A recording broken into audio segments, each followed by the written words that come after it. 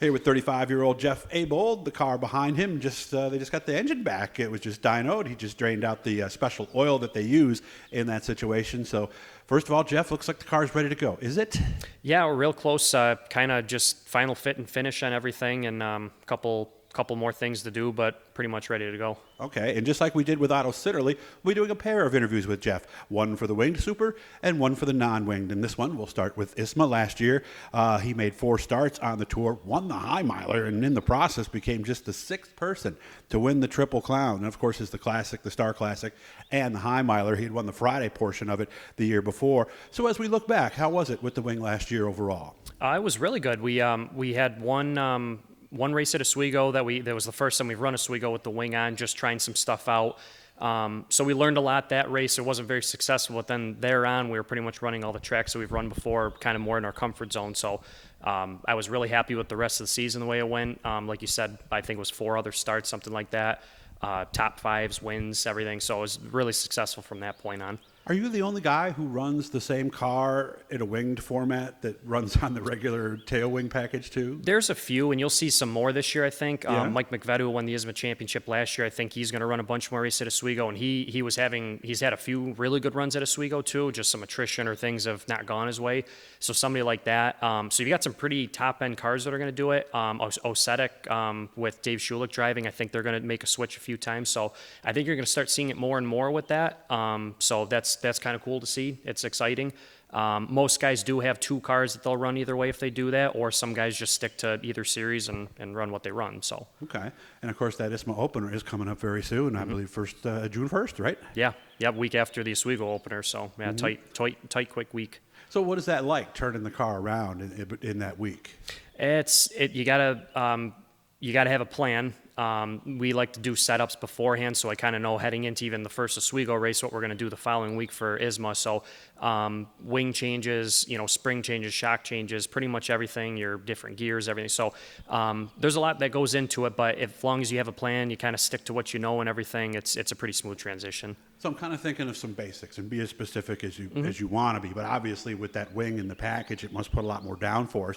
So do we stiffen the rear suspension? Do we make it softer? What do we do? Yeah, you make some spring changes, and then along with those spring changes, you have to make some shock adjustments to it. You're changing ride heights on the car. You have to raise the car up a little bit just to keep it from, you have that much more downforce. You're going from a wing that's probably putting out hundreds of pounds of downforce with the Oswego up to thousands of pounds of downforce with the ISMA wing. So you have to compensate for that. And then a little bit on the front end and everything with that too, but just a lot of big aero difference and then just raising the car up essentially to compensate for that. How much are we going in gears? 10 points, 20? Yeah, you basically run around a 411 gear, 412 essentially now is what they run for Oswego, and then I believe the rule now for Oswego for ISMA is a 426 somewhere in there. So so everybody has the same points. gear. You have a maximum gear rule essentially that you run, and then see. there's some variance within that. So and then they do check RPMs now. Check all that, so they'll pull a rear end cover and check gears and make sure everybody's within the same amount. So they do have a max essentially. I guess it's a good idea because some people would try to overspin that motor a little bit, wouldn't they? Right? Yeah, and it was getting to that point where it was happening, where guys were in the high 8,000 RPM range, Really? just turning around, and it just was too much wear and tear, and just saving. It's a cost savings reality with it, and then it brings the field a little bit closer together to try to keep the guys, the haves and the have-nots of guys just spending wild amounts on engines and doing that and getting extra horsepower. So it's a pretty good rule to have. Who would have thought of a big block engine turning high 8,000s 20, 30 years ago, right? We Oh, wouldn't yeah, have thought wild. about that, would we? So he'll be doing the 2 races. Of course, it's a 5-race series with John. 2 this year are with the wing, and 3 are with the traditional tail wing. Still going to make it to the high miler. I mean, you want to go there and defend, don't you? Yeah, it's kind of cool this year that the pressure's really off of like trying to complete that Triple Crown and getting that win, so we can kind of go there and just focus on trying to defend and do that. So it's always kind of fun, having that under your belt and everything with it. So it's always a fun race no matter what. Really enjoy going out there. It's just it's a brutal weekend, to be honest, because it's always just hot and long weekend. You're away from home. But when you get done, especially when you come out with a good result like that, it makes it all worth it, and it's a fun weekend. So yeah, we'll definitely be out there. And of course, the year before he won the Friday portion, so I guess all that's left is to win them both. Yeah, right? try to get the sweep, I guess. Have many great. people done that? Yeah, a few guys have. Even recently, as Dave Schulich, I know he did not too long ago. A few guys have done it a couple times there. So yeah, it's not super uncommon, but it's definitely hard to do.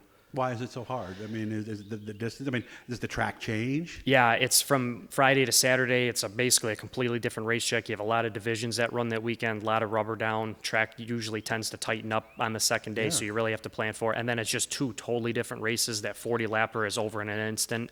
That 100 lapper for the high miler is a lot of strategy to it, a lot of conserving, things like that. So just two totally different races. So some guys are really good with those sprint races. Some guys are good with those distance. It's hard to be good at both and do that. And there's only a few that I think, are usually. So Well, which are you? I usually have been better with like those distant races, the strategy. That's kind of where I really enjoyed it because I tend to overanalyze and overthink. So it kind of goes along with my what I'm better with. But I've had a car now the last few years where I can really go out in these shorter races and be quick with it too. So that kind of goes back to the grassroots racing of midget racing and things like that, where everything's 25 lap races and stuff. So we're getting better with that stuff. So it's either way, it's pretty enjoyable. But try to be better with both of them. But definitely like the distance races. So are the 100 lappers more about managing tires and managing aggressiveness on your part, pretty much? Yeah, you really it goes against every fiber of your being, just like the classic or even star or anything. But high miler's the same, where you see that car in front of you, you want to go up and pass them, but sometimes it's better to wait it out or do that, wait for positioning, things like that. And especially now with the double file restart, and the track last year was you wanted to be on the outside if you could. So it was almost better to be in fourth place than it was in third in case of a restart.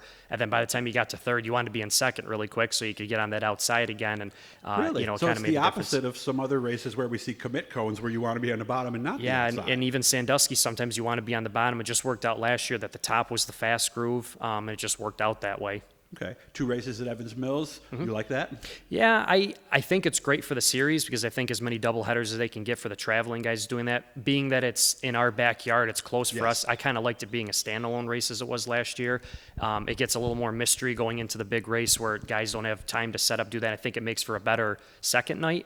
But I do understand why it's better for the series and everything. So I think overall it'll be a good show for a doubleheader weekend. And unlike Sandusky, it's close enough where if you did have to come home, you could. Yeah, exactly. For Evans Mills, it's, if we had an issue on Friday night, we could come back to our shop, do that. Sandusky, those ones, it gets far enough that you'd be hard pressed to do anything there. So if you tried, yeah, you right. wouldn't have time to work on anything. Make sure to come back for the second one. We're going to do it right after this. That we'll talk about Oswego, and of course their opener there is coming up on the 25th. So we'll find out more about that, and also talk about the new package this year and what teams think about that. You've seen some of the other interviews we've done with people about that. Now we'll hear what Jeff has to think about it. Make sure to subscribe, turn on the notifications. We got somebody else coming up here real soon, too, that I know you're going to like. He mentioned his name in this clip right here. Thanks again, Jeff. Thank you. Beautiful.